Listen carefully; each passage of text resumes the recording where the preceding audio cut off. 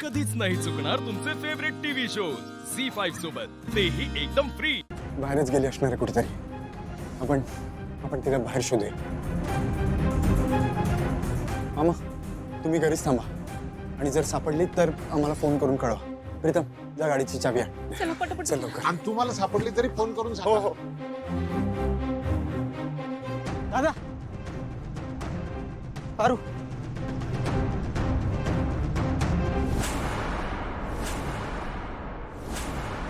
चल राणी, धंद्याचा टायमिंग झालाय. कोणी केली पाहिजे. पहिलं तुला स्वच्छ धुवून घेतो, मग कापायला घेतो.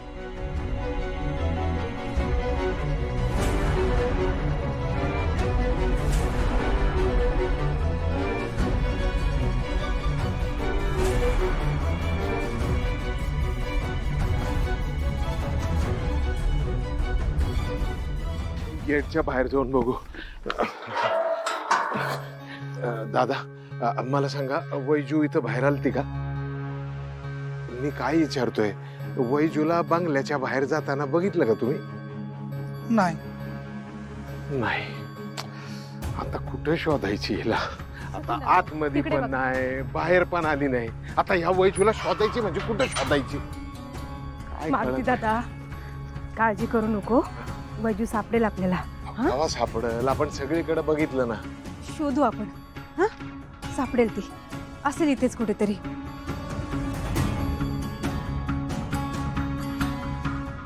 मारुती मामा, ते मी आपल्या वैजूला बघितलंय.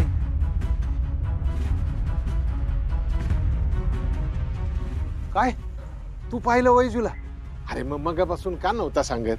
बरं आता कुठे आहे वैजू? हो, त्या दामिनी मॅडमनी.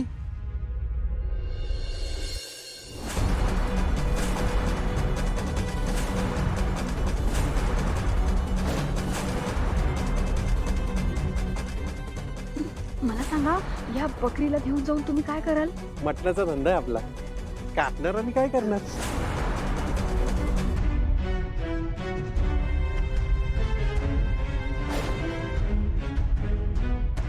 दामिनी मॅडमनी.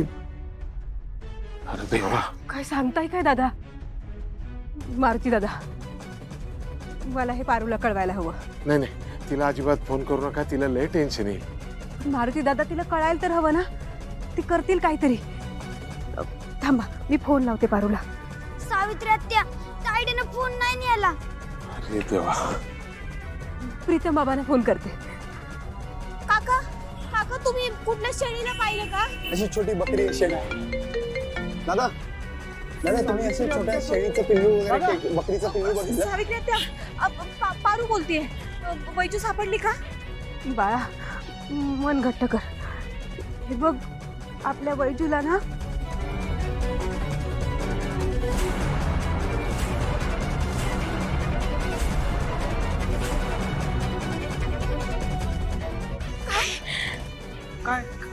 काय झालं पारू?